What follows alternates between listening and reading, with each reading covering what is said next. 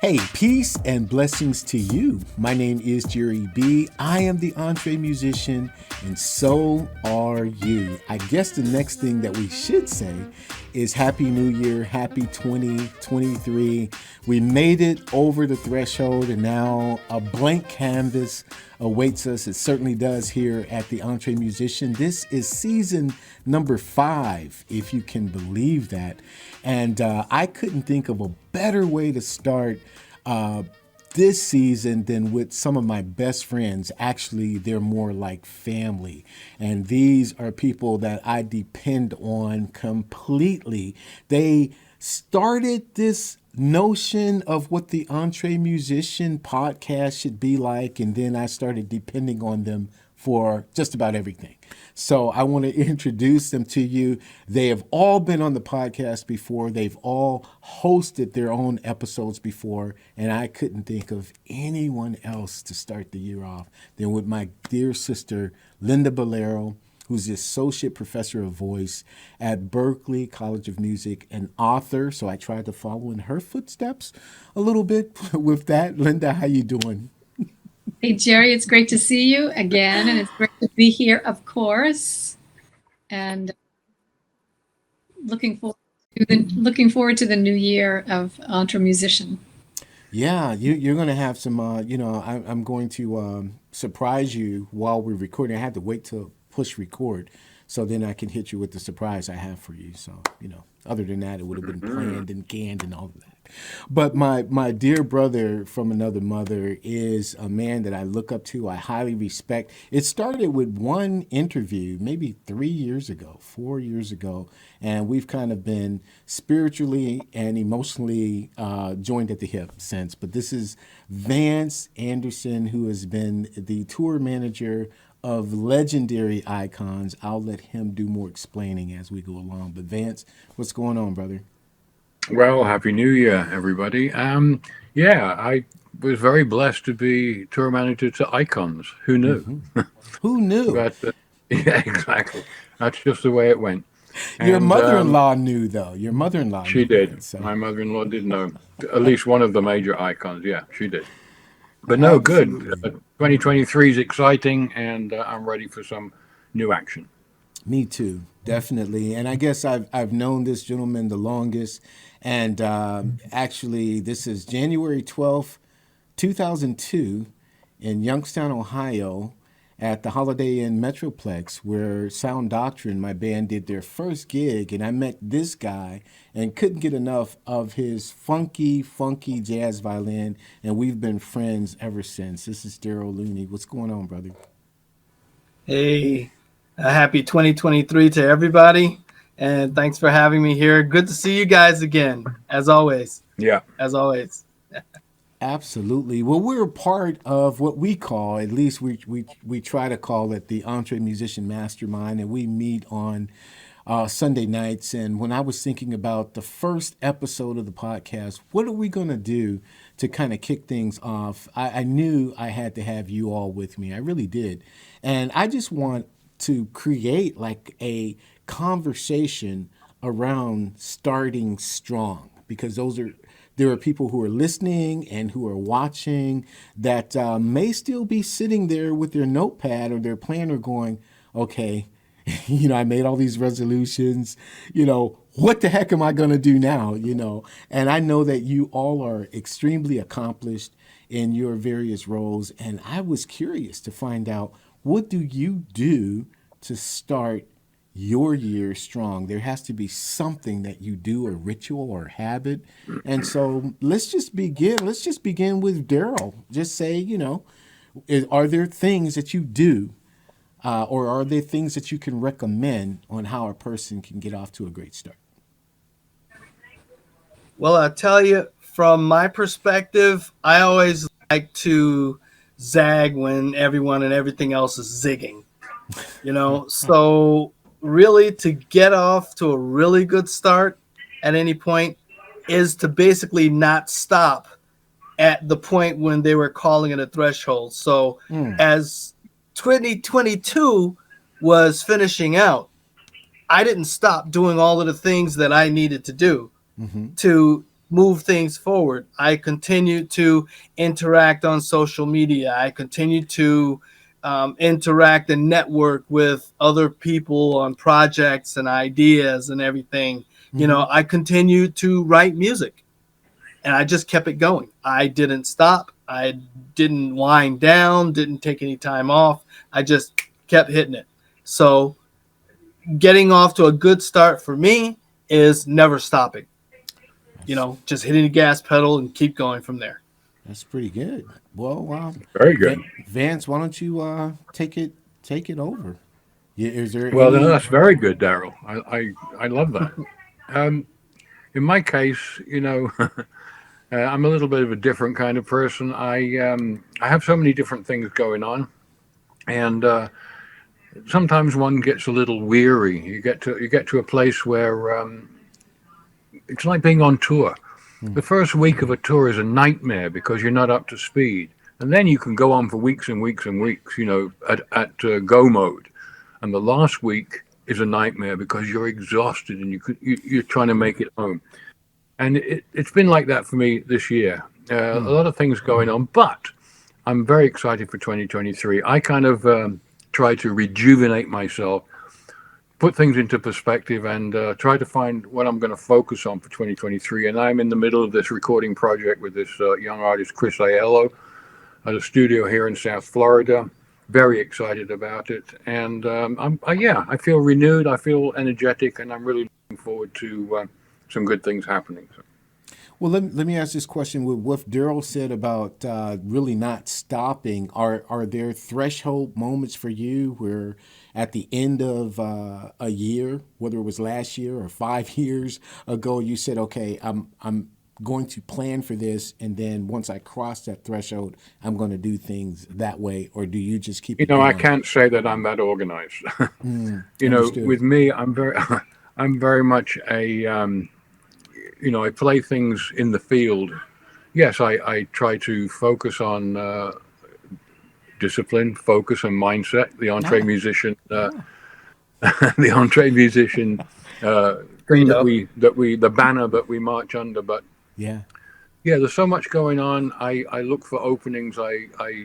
Tony Bennett used to tell me, go where the enthusiasm is. It's one of his many statements, and it's something that I really concentrated on. And so when I see something waning, something becoming more difficult, slowing down, the door's not opening, that kind of thing, I go to where I find enthusiasm. And so in this particular moment, Chris Aiello, I'm very enthusiastic about. And so, yeah, that's all I can say about it, really. I don't stop, I don't slow down, but I deal with health issues, I deal with, social issues, I deal with life itself. It's been very difficult for everybody these last 3 years, especially since the pandemic. Right. It changed everything, not only in a physical sense, but in an emotional and a mental sense too. So, yeah, I just go with the enthusiasm look for the light, look for the opening, man, and keep pushing. Well, it's interesting because, the reason why, I thought the three of you would be exceptional at this is because Darrell is a medical doctor. So, I mean, absolutely very organized, with respect to you having to have managed, and we'll get it into more of your story, Vance, but having to manage the top of the artistic realm, there had to be more organization than you, giving us with your organic approach. And then Linda being a professor. So I thought, wow, there's really going to be some regimented things, because I thought I'm the wild and crazy one here. I fly this by the seat of my pants. So maybe you guys could help me out. But Linda, as a teacher with planning, and you have students in front of you, you have more of a threshold, I guess, than Darrell does or Vance does. What do you think? I don't know. This is a tough one to answer, because I think all people who are following artistic pursuits tend to be people who go by their intuition and where they're finding a sense of movement, enthusiasm, excitement, and going with what we feel is the right thing at the moment. Mm-hmm. And that's extremely valuable. I mean, that's how we perform music. That's how we sing. That's how we write music. It's how we live and how we see the world. But what happens is we get into this modern world where we need to compete in a very tough industry and create something that will have an impact on the world, or will at least allow us to share our message with the world in some fashion. And in order to actually do that on a level where we want to be effective, we have to then learn something about planning and goal setting and efficiency. And those are all things that are not native to us and not things we really want to be doing. They sound like something an accountant should be doing, right? And it sounds like it's going to stop our creativity. Right. But there is a way to apply the principles and concepts of people who work in that sort of lifestyle, their ability to plan and implement goals, design goals, and then implement them, to our creative life, and find some balance between those two that will move us forward a little bit faster, a little bit less friction, right? So that's the conundrum for us, is that we want to be able to share our message and communicate with people in a very competitive world. And so it can't always be only intuition, but it has to be balanced with some kind of creative planning. That's amazing. So how do you, and I'm asking all of you, how do you keep those plates in the air, especially at the beginning? I if this was March or April, we would be having a different conversation, but we're at the threshold of a brand new year. As I said, blank canvas. So what do you do to say, well, here's how I'm going to get off to a good start? Darrell continues, right? But there has to be, I know you guys are very analytical. I know it. So is there a push? Is there a plan on paper? Is there a thought process that by March I'll be here, the second quarter I'll be doing this? There's got to be something. Well, one of the things that I've noticed is that as I progress through the year and I'm doing the various projects and all of that, I'll oftentimes stop periodically and look at the results of what it is that I've done. And I was literally actually doing this as an exercise for myself earlier today. And I happened to be on Amazon Music looking at my catalog that I've released this year. And I was looking at the responses that I got from fans, from radio, from other professionals and all of that. And I kind of came to the conclusion that I am releasing music too quickly. So in other words, in terms of what your question, is there a process? And are you looking at setting things up in terms of a timetable and all of that? As you know, with music and creativity, just like Linda said a minute ago, it's fluid. And it's based upon your creative cycle, the response cycle of those that you interact with and network with. It's based upon the responses from your fans as they consume, what it is that you create. And for me, I think the responses and the overall consensus that I've picked up from my efforts in 2022, my music is coming out actually too quickly. I need to give radio and fans and everybody a lot more time to digest it, because what ends up happening is projects begin to overlap a lot more, and people have limited bandwidth. They have limited attention spans. So if I have a nice song that they love and then another nice song of mine comes up, that noise interferes with the first song. And sometimes the noise from the first song drowns out the second song and possibly the third, which happened to me on a few occasions this year. So let me ask this question, because this veers off just a little bit, but I think it's wise to ask it now, because there is such a big push, I think, from the younger demographic. I've heard young artists say, I'm going to release a song once a week. I'm going to release a song. So what's the metric that you use? Is it your audience and their attention span, or is it getting the most streams on Spotify within a given time? What's the metric that you use to say, hey, this is too much for me? Is it your audience, or how'd you come to that conclusion? Well, if I can continue along, again, it's taking a piece of what Vance just said, go where the enthusiasm is. Mm-hmm. So if I release a song and there's a lot of enthusiasm about that song and the vibe that it's creating across everyone who enjoys it, whether it be the streamers, the broadcasters, the networkers, if people are picking it up, utilizing it in their creative projects, if it's doing nicely on TikTok, Instagram, Facebook, what have you, as long as it's creating a vibe, I think that it should be allowed to breathe. Mm. This was really pointed out to me significantly on Pandora.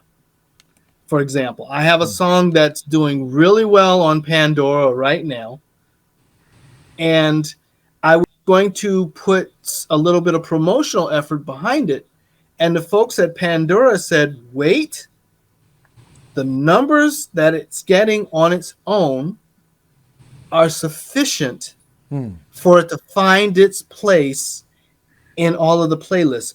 Do not put any promotional effort behind this song right now. They literally said that to me. Wow. And I was like, oh, this has never happened before. But it's beautiful feedback. Sure. And it lets you take that perspective and apply it to other ways or areas that you present your music, and you take that and you apply it. So going where the enthusiasm is and recognizing that there is a fluidity to release of a song or a project or an effort that you do, good, bad, and different, you take that in and you use that to guide you as to your next steps. So no, I do not have a March 1st, this is going to happen. April 2nd, this is going to happen. No, I don't have that. Don't have that. Mm-hmm. But I go with the fluidity of it and following the enthusiasm. I like that. I like that a lot. Does anybody want to jump in on that? Yeah, this is exactly the way I've learned it. And take your cues from the celebrities, because when do they release music, right? And how do they release music? Also in the same way, right? The rhythm matches what's happening from the fan response to their music, and also to their creativity. So the question of how often to release music is really individual per artist and per level where you're at. So you've been around and creating music and followers for a while, and so you're at a different place than someone maybe who's starting out and the first time. So a completely new artist who's never released music before or is just starting to release it may release more frequently in the beginning because they only have 500 or 1,000 or 2,000 followers, and they're trying to learn what is going to create the excitement, and they're trying to learn their own identity as a musician and how they communicate with audience. So I generally encourage people to to create a lot of music and then release one thing and see what the response is, and communicate with the fans and look at what's happening, what's getting played and what's not getting played, and then release the second one based on that information. But the schedule of releasing information, music, of course, can be very different from the schedule of creating, because creating can happen every day, right? And it's just a matter of what do you do at the end of the week with all the things you've been creating, and can you turn that into a song or a draft of a song, and keep going and keep creating and keep watching for that feedback from people who are listening to your music, because there are people who are listening to what you're trying to say with your music, and you want to know how they feel about it. That's not going to dictate how you create, but it's going to influence how you deal with the business side of it all. I understand that. I once heard George Clinton say he was talking about a particular song that became a huge hit for them, but they held back the release. He said because we had to wait until the music came back around. And it had to do with the tempo. It had to do with the key that the song was in, and they didn't want to release it before the music came back around to receive it. And it just, once they did, and I think it was a couple years that they kept it in the vault. So that's really timing on that. But Vance, you've worked with Pat Metheny and John McLaughlin and Tony Bennett, and tell us a little bit more about timing and being right for that. Well, the thing about these kind of artists is, I mean, they're highly creative. They are driven people. It's not something they do as a pastime. It's not something they are passionate about every single aspect of their creativity and their art. And so my particular joy in all of that is kind of artist development, if you like. As a production manager and a tour manager, the object of your exercise is to create a platform that enables the artist to give of their best. Mm-hmm. And so for me, this is the most pleasurable thing. Logistics are logistics, getting from A to B and all of that side of it. But just making sure every single aspect is the pristine place. It's the best equipment available. It's the best crew available. It's everybody who knows their job and does their job to the best degree. And so when you're thoroughly prepared like that, the timing of it all is something completely different. Everybody was different. Tony Bennett, we would release an album every year. But then the Snowfall album, the Christmas album, he released every year for 40 years, same album.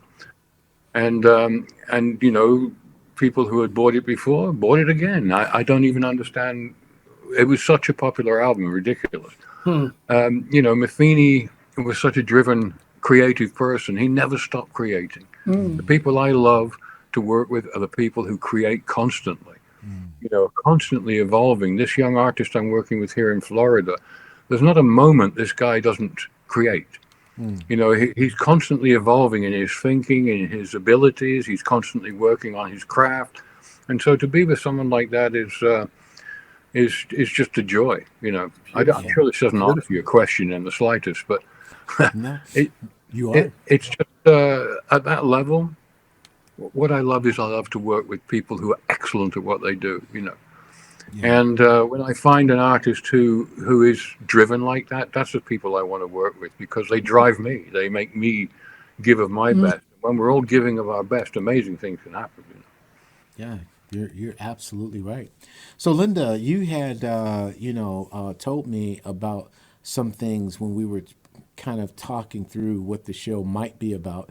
We are welcome. I welcome the fact that we're way off the rails what I thought it would be, and that's okay, because I just think picking your brains for this type of topic definitely helps me. I mean that wholeheartedly. I'm not just trying to buzz you guys, but I can be a little bit more tactile in my approach, a little bit more task oriented, a little bit more, because it's the way that I'm wired. But I mean, as a creative, I want to be able to be in the moment, but when I look at a calendar or a planner, that side of me kicks in to say, well, I need to be here now doing that then. And I know life doesn't work that way. And so when I thought of analytical minds, that's how come I said, well, Linda, Vance, Darrell. But you had something that you wanted to share that I thought was really, really cool. You can bust into that now, because I think, hey, it's going to help us. I can't remember exactly the details if I gave you any details, but I did want to touch on the subject of habits, routines, and that kind of thing, where we started to talk a little bit about planning, because routines and planning, it's not like intuitive to creative people usually, right? Right. But in order to, like you're discussing, Jerry, in order to live in the world where we have to create something that will be selling and that will work in the industry, we have to find a way to do some of that, even though we might not be experts at it. And so one of the things I could share with you today would be a model for goals and habits and routines. And this is a very well-known model created by really smart people who are scientist types and study human behavior and human thought processes.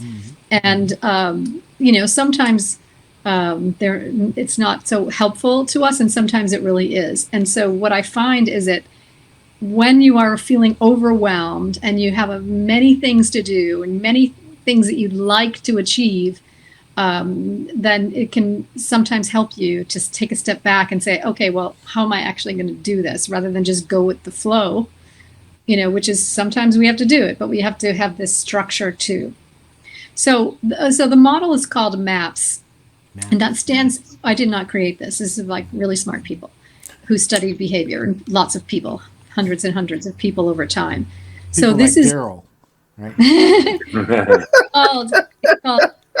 It's MAP stands for mindset action phases. And mindset action phases? Is that what you said? Okay. Yes. And what these people found when they were studying this human behavior is that people who achieve things they set out to do it in certain steps somehow, whether they know it or not. And this is the steps. So the steps is first you have a time of pre-decision where you're thinking. And this may be actually a creative time. This might be not consciously sitting down and, okay, let me think about this. Or it may be just staring out the window and dreaming of it. It's a lot of different ways that can match with your own personality, how you pre-decide what you're going to do. And I'm going to need to look at my notes here. And the next phase is pre-action. Then there's action and post-action. So it's easy to remember. And it's a model that may or may not be useful to you, which you could adapt to yourself. And this is what like I said, these smart scientists have found people do who are successful. So in the pre-decision and the pre-action phase, it's when you're making a decision about your goal and what you want to achieve. And what's really powerful and effective at this time is to tell somebody about it, or to talk about it in a group, which is kind of what we do in the mastermind. But, it can also be on a simple level with a friend, or it can be on the level where you do it with colleagues. You're going to collaborate on your next music project. So there's lots of different ways that this time of pre-decision and pre-action can manifest according to your personality and your style. But it's a time when this idea is coming. Oh yeah, I want to do this. I want this to happen. And of course, the action time is when you implement and you initiate the thing you're going to do.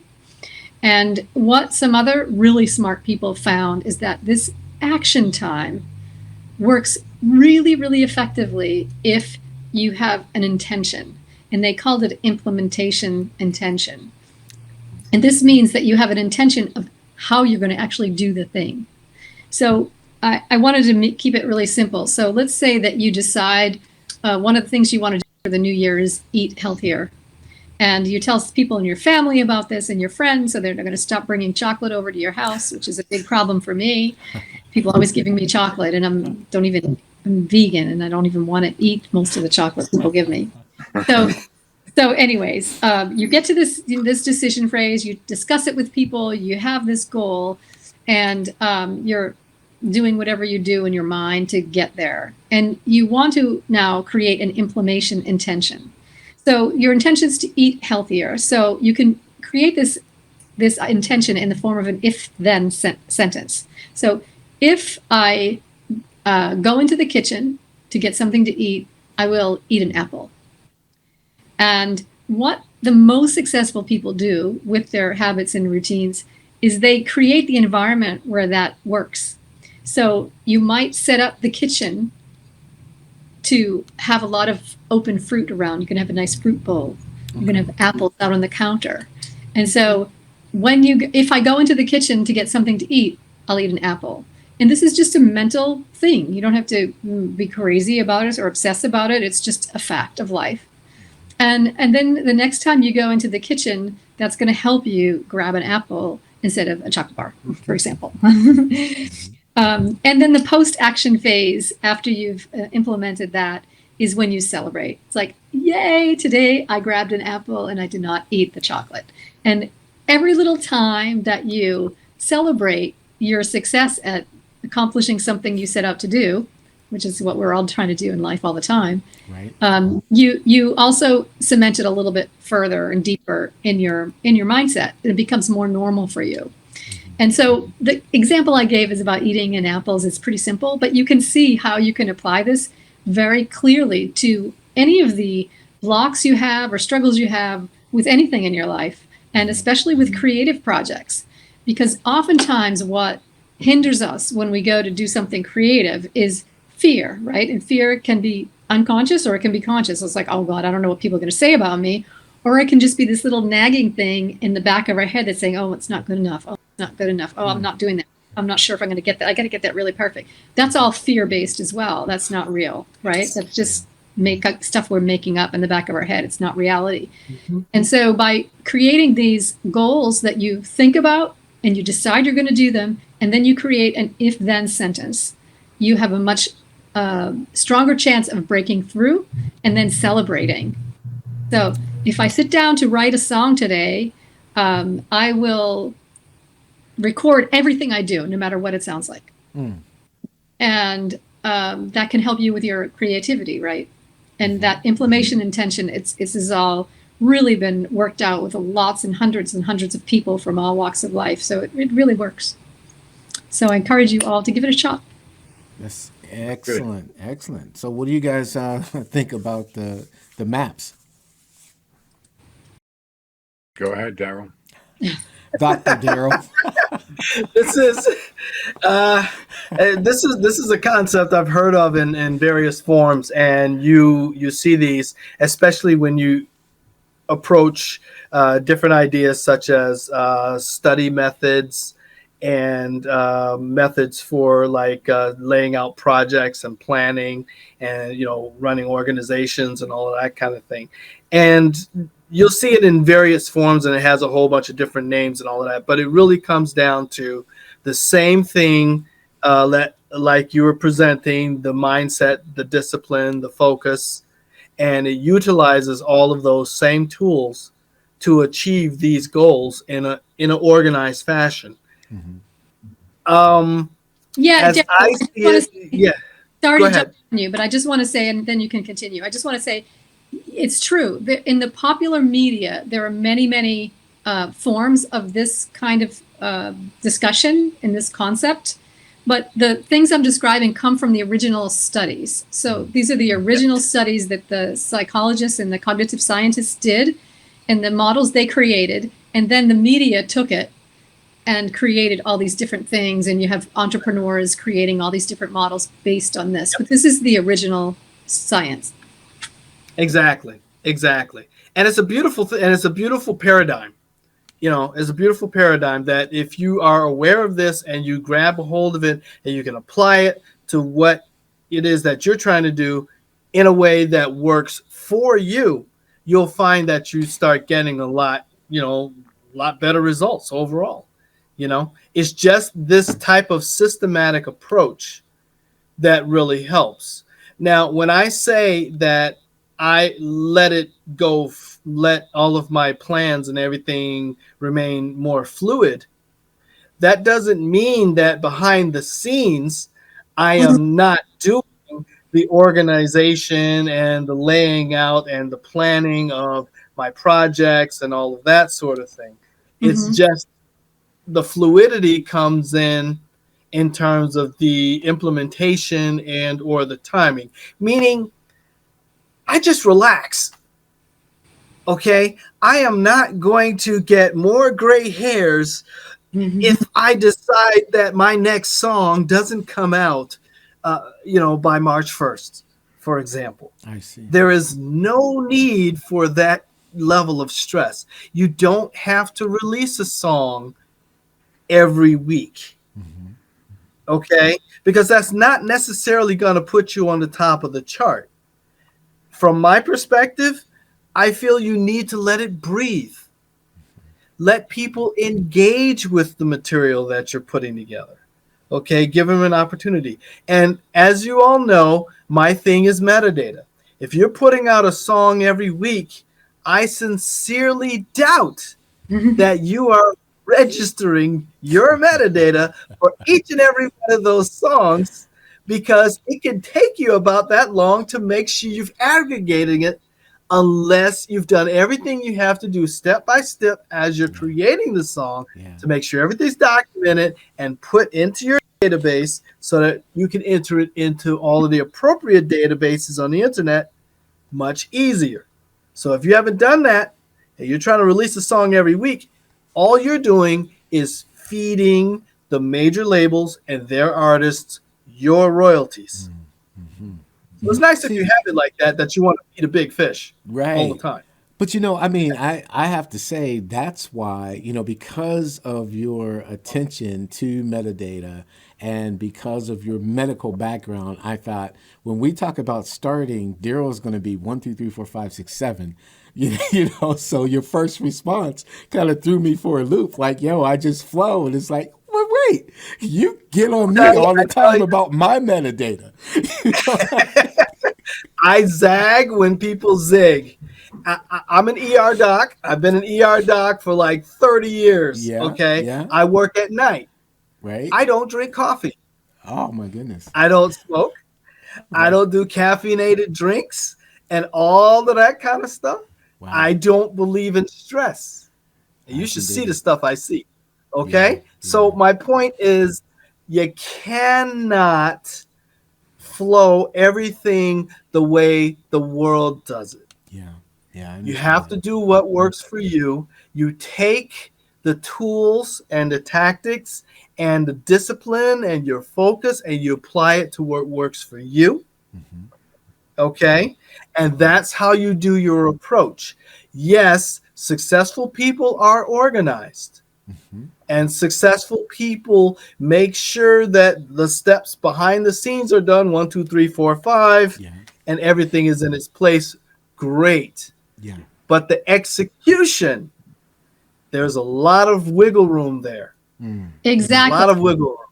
Exactly. Yes. People get a little daunted by the idea of planning or, goal setting or creating my dates where my things are going to get done. And it doesn't really work in the real world. But I will say that for some people, that's going to help them to be more creative because they're going to feel like, okay, now is the time I have to create this. So it might work for some people.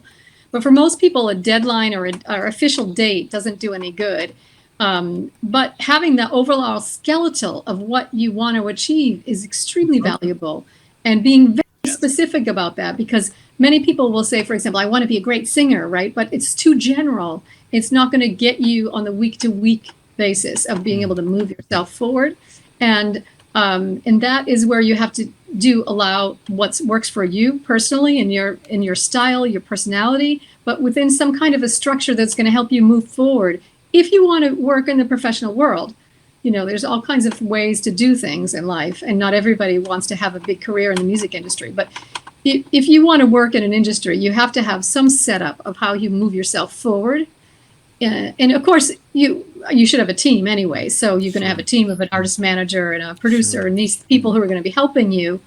And they're going to take on, that kind of work to the larger degree than the artist is. But the artist still has to have it for their own creativity process and their own goal setting. And of course, if a lot of people are indie musicians starting out, they don't have a team yet. And so then you do have to take all these things on your plate. But definitely look at what's happening with you. One of the things I do at the end of the year is take a scheduled time where I spend some time with myself, but also with a group of colleagues where we work together to think about the past year and what was the best things and the worst things and what worked really well and how did I feel about doing things in a certain way and how did they work out.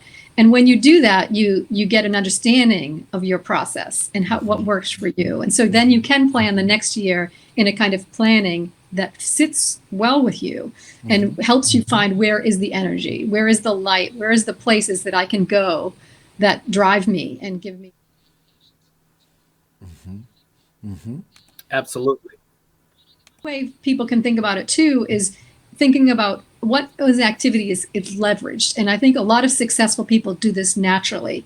They have a really strong instinct for what can I do next week that's going to move me where I want to go, or where it's going to feel good, where it's going to happen, something's going to happen for me. It's an activity or an action that's going to get you something else later, as opposed to just doing tasks, right? You can just sometimes you just do tasks. I have these things to do. I have them on my to-do list and I check them off.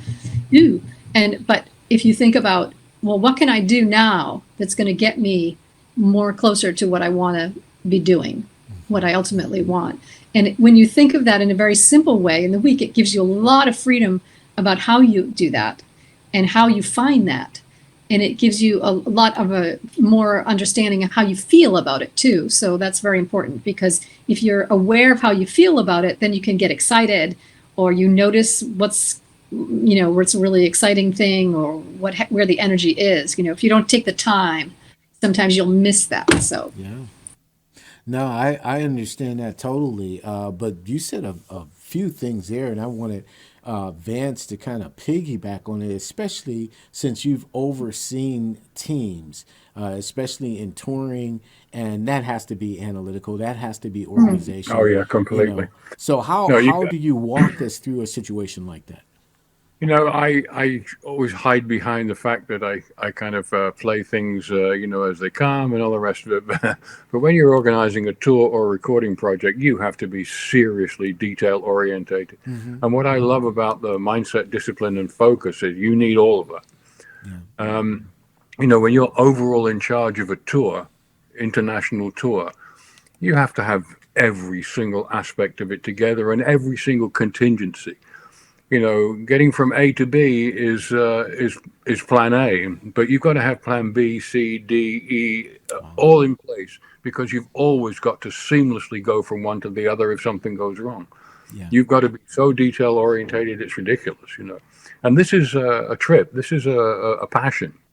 Yeah. When you're doing, for instance, when we're doing a Tony Bennett duets album, which I did 3 of them with him, and multiple artists would come along, the songs were chosen, the recording studio was chosen, the musicians playing were chosen, the producer was chosen, the film crew was, everything was well organized, and his management company was very, very together on that. But my position in all of that was just to coordinate all of those elements and put them together. And so you're thinking way in advance of every single thing, because if something goes wrong, you got no time to, well, how am I going to fix it? No, you got to fix it right there and then, Yeah.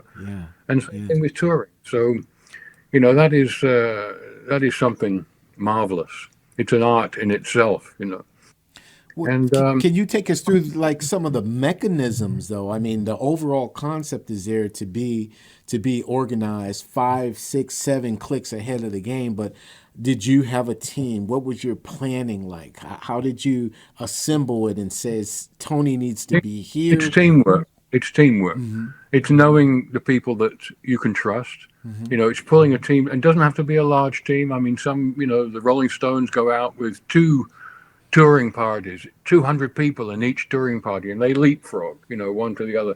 Tony wasn't like that. We were 4 musicians, I had a sound engineer, and myself. And I was production manager and tour manager. I was a tour psychologist, because as I always say, 50% of being a tour manager is the groove and the vibe. Logistics are logistics, but how do you make everybody calm? How do you make people focused? How do you make them groove in a difficult and tiring situation, and all of that? So it's just multifaceted. When I go out on tour, I've already done the tour 15 times in my head. When I go out on tour, I know everything that's going to go down, every possibility that could go right and could go wrong, and I have contingencies in place for everything. Wow. it's a snowy night and you're leaving a small airport in the middle of nowhere on a private plane, and you can't get the plane out of the hangar now because of the snow and the ice. How do you? But we got no time to wait. There's no hotel to go to. You're in the middle of nowhere, and so on and so on. You have to come up with all of these different contingencies. You have to make it work, and we did. Wow. Pre-planning, thinking, strategizing, having people to call. This has gone down. I need this, and they're on it because you can trust them. It's just, it's a thing. How many years were you out there like that, Vance? With Tony, 20 years, but on the road over 50 years with somebody or other. And it's just there's no real magic to it. It's a formula. Yeah. Really, it's a formula. Yeah. You have an artist. He has some music. He's going to play it to people. He needs a stage. He needs a PA. He needs lights. He needs travel. He needs hotels. He needs, crew. He needs this, that, and the other. And you put it all together. You find the right people, and you put it all together. And it's just, same thing in the studio. Yeah. You're talking about, planning. Of course, I wake up. I have an artist. We want to do an album, so we book studio time. But before we go into the studio, we're thoroughly prepared. Yeah. For instance, mostly with Tony. We would go into the studio, and whatever song we were doing, we would do it 2 or 3 times, and it was done because the band was prepared. Everybody knew what was going on. The artist who's coming to join him has already prepped the whole thing. And so when you actually get to do it, it's done. Yeah. This young artist I'm working with in Florida is an artist who's creating in the studio, which is expensive. Yeah. But we're in the possibility of in the process of developing this artist. Mm-hmm. So that development goes into the whole plan, because absolutely, you're building the plane as you're flying it, so to speak. Absolutely. And the thing about that is, with this kind of artist, he is every day is stretching himself, is exercising his abilities and finding a new way, new things that he's able to do. And our responsibility is to give him that platform, that encouragement, that equipment, whatever it takes for that. And so it takes a lot of focus. A lot of focus. Yeah, that's good stuff. Absolutely fantastic. Well, before we wrap this up, you have to tell us, Vance, because it's been 5 years, I think, that since this story has been told on this platform. You have to tell us about your mother-in-law, okay? Because that locked us into Tony Bennett giving you a call. You got the floor, brother, because I think I'll make it short and sweet. So my wife and I had just finished 2 years, or maybe a little longer, of touring David Byrne, who used to have a band called Talking Heads. Yeah. And David had a record label, and he put together a tour called the Ray Momo Tour, and it was Latin music. And David has a passion for all kinds of music, and he had put this album together, Ray Momo, had 15 different musicians on stage from all different parts of the world with different rhythms and different understanding. And it had been a major event, a major tour.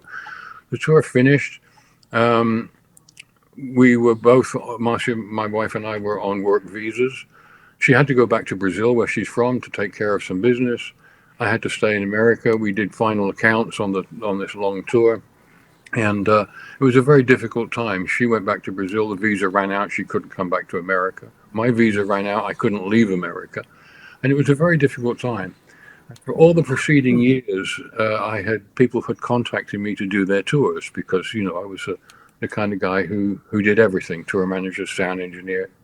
And so and at this particular moment in time, we were exhausted. We had run out of money. We had run out of visas, and it was very, very difficult time.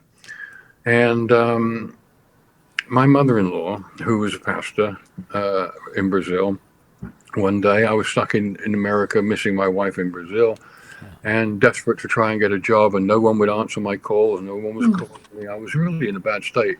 One day my mother-in-law calls me up, and she said, today, God told me that you're going to work for Tony Bennett. And I'm like, yeah, right. No, she said, no. So let me know when you get the job. And I'm like, there is no job. Okay. And this went on, every single day for some weeks. Every she would call, have you got the job yet? And I would say, there is no job. No, I haven't got the job. I was getting crazy, you know. And so cut a very long story short, one day at the depth of my depression, of desperation, the telephone rang.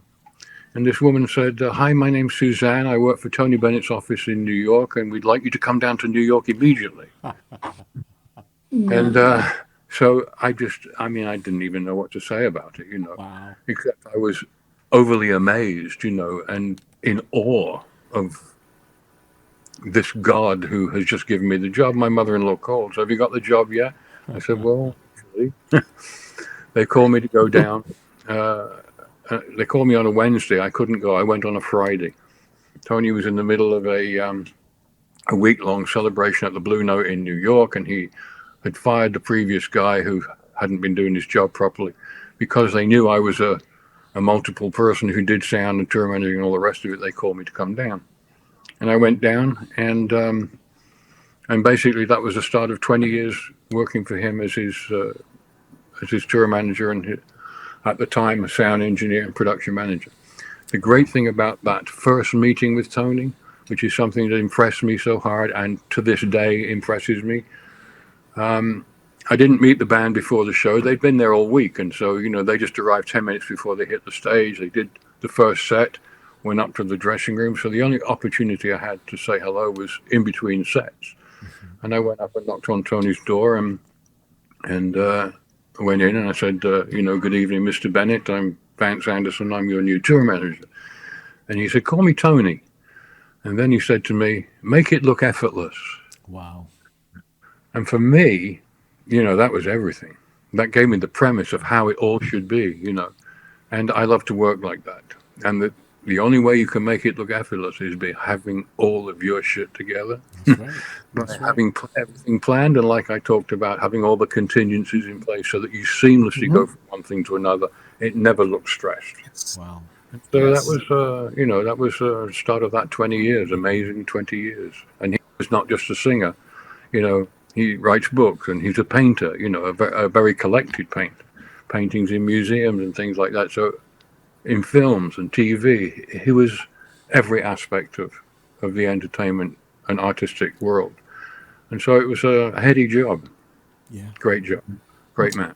Wow. Well, I definitely appreciate you sharing that with us. Oh, I'll never yeah. get tired of that story. I'm thinking. No, it's a pretty amazing story. Absolutely.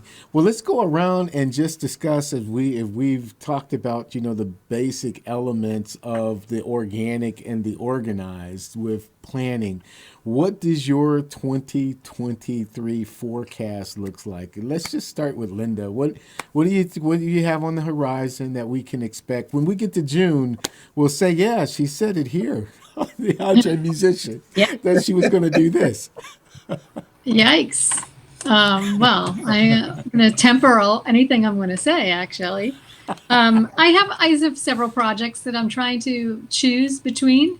So in the next days, I will finalize my things that I want to do for the coming year. And I will focus again. I want to do continue some online classes. And I also want to continue writing book. And I also going to work on some music projects. So I have to tell you that what I do when I'm thinking about what I would like to do for 2023, I build in a lot of flex time and a lot of space for going with where the energy is and where the opportunities are that I feel good about. So again, like we talked about before, I'm not going to say on February 1st, I'm doing XYZ, but I have a goal for the first quarter of the year. What kinds of things would I like to be focusing on, and how am I going to implement that each on a week by week basis? And during that time, something else might happen in the way I feel or the way I'm working on something that gives me a different energy for something else. And I might go with that, but it will still all be connected to the overall things that I want to accomplish in the year. So it won't be just random, going for the next shiny object and, oh, look at that, I want to do that. No, it's not that. It's a planning based on a common thing that you want to accomplish, and then what's happening on the day to day or week by week might ebb and flow in different. Yeah. Mm-hmm. Well, that's cool. That's cool. Well, we'll check back in with you before June, because the surprise is in your to-do list, you're going to be doing more episodes on this platform. So there you go. Oh, Surprise. interesting. I don't do to-do lists, but I do tasks. So There you I go. will Well, your stick that in task. somewhere on my calendar. I will have to, figure out where I can schedule it in, and I'm happy to be able to share things with this audience. Absolutely. And that's going to be great. It's going to be a good year. Darrell, what do you have on the horizon for your task to do, planning, procedural? Right. Basically more of the same. Like I said, my acceleration is not to quit, and then you just push the gas pedal a little bit further, for each thing. Still writing more music. I have a lot of songs in the pipeline. Want to do a lot more collaborations with a lot more folks, and all of that sort of thing. So as that develops itself and those opportunities come about, then a lot of those ideas will come to fruition at that point.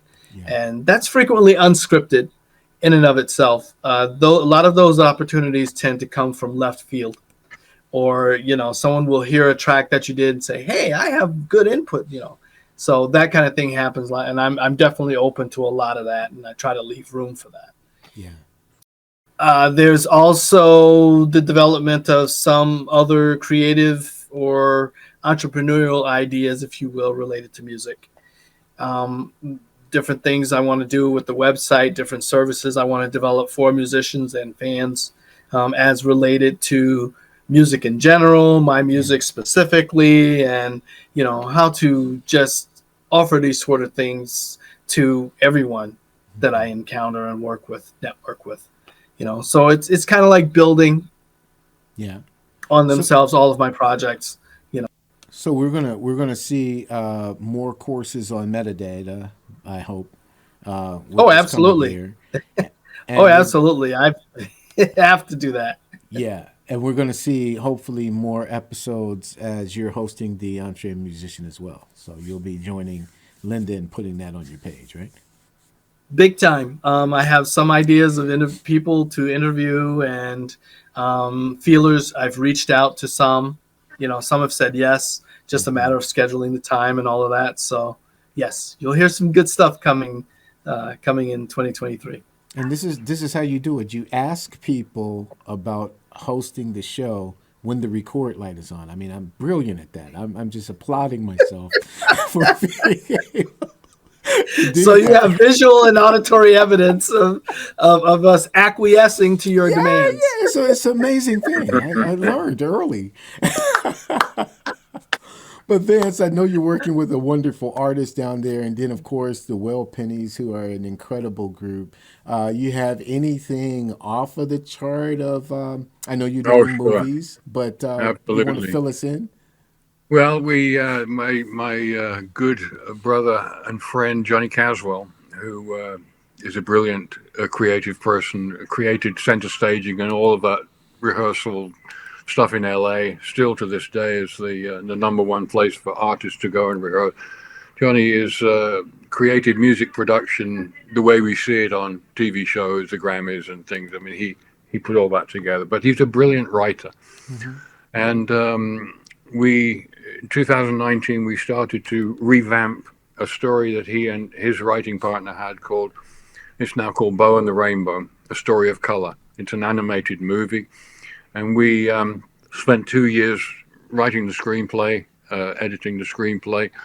And so we're in the process now, about to go into the studio in LA with some people. Tony Bennett's daughter, Antonia, and one of her friends are going to do a bunch of demos of these beautiful songs that are on this movie. So that's one thing. Recording and producing is something I'm so passionate about. So anytime I'm in the studio or where music is being created is a pleasure. But, Jerry B, I will say, I long to get in the studio with you because I love what Sound Doctrine does. I love some of the stuff you have, and I really, as I told you before, would love to take it in there and do some stuff with in a different kind of instrumentation. Just work with you in the studio would be great because you're so creative. And and I want this entree musician thing to take off because the whole premise of mindset, discipline, focus is so vital to all of us. And the entree musician and the book that you wrote and everything is such a strong foundation that everybody needs to hear and read and study because it's like concrete foundation to their careers. And so, yeah, I did one podcast.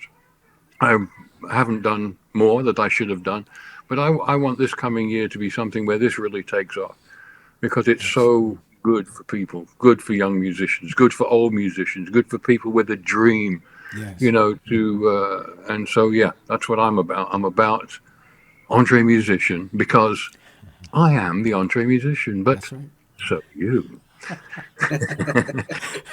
That's an excellent place to like end it. Yeah, it's good, man. It's going to be a good done. year. I mean, you're about to, you haven't said anything here, but you're about to embark on a whole new thing by removing yourself from a situation you've been involved in as a pastor for many years, but you are a shepherd. Not just in a spiritual sense, but in a practical and physical, emotional sense too. And you know, I'm dying to see the wonderful things that you're about to accomplish, and I want to be part of that. Well, I'm grateful that we're going to be able to do it together. I mean that wholeheartedly. We started this year together on this podcast. We're going to work diligently, and I appreciate it. And I'll say this before we wrap it up and say goodbye to everybody. The one thing that I appreciate about the three of you the most, the absolute most, hear my heart, is the fact that you are not yes people. You will tell me when you would disagree, when you think that something should be greater than maybe I'm presenting it. Darrell's laughing because he knows that's true. And Linda, she'll pull me to the side and say, well, Jerry, what did you think about this, that, or the other?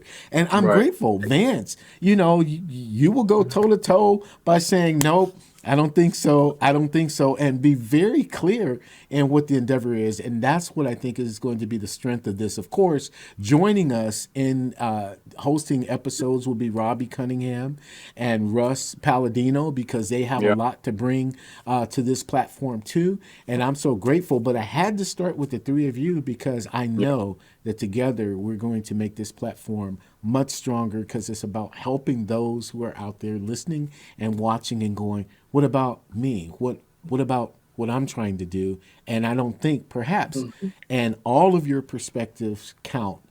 All of your experiences count. And I'm grateful to call you family, your friends. And here we grow. 2023. Here we grow. Yeah. Right. Right. I just want to say real quickly that it has been a two-way street. You know, you give and you try and grow the platform, but it also helps us to grow. You know, because as the platform grows and becomes more successful, there's a little nudge that we get to say, hey, wait a minute, we have to step up too, because I have to continue to perform and produce to be able to be eligible or feel like I'm eligible to participate. You know, so it's a good thing, and it's a great thing. It's great all around. It's funny because you know, people have come and gone. When this first started out, there were a whole bunch of other people that used to come, and then they drifted away. I want to grab Andrew Slater and bring him back in because he has a whole other thing to offer and very important. Absolutely. So yeah, people come and go, but I'm encouraged with the new people, Robbie and those guys that up in Canada that have been part of this whole thing. So yeah, let's make it grow, man. Very important. Without fail. Well, this is Vance Anderson, Linda Balliro, Darrell Looney. These are my family and friends in that order, family first. But I love them very much. I want you to check out the websites, Golden Bear Records for Vance. We'll put all that in the description box. LindaBalliro.com, Fat Funk for Darrell, and he'll probably have 4 or 5 other websites before the year is done as well. But love these guys. We love you. And I tell you what, I want you to like, share, subscribe to this channel if you haven't already done so. And as Vance has already said, we're entree musicians, but that's not what's important. What's important is so are you. So let's get this thing on the road. Happy New Year and many blessings to you. Take care. All the best. Bye. Take care, guys. Bye-bye. Talk soon.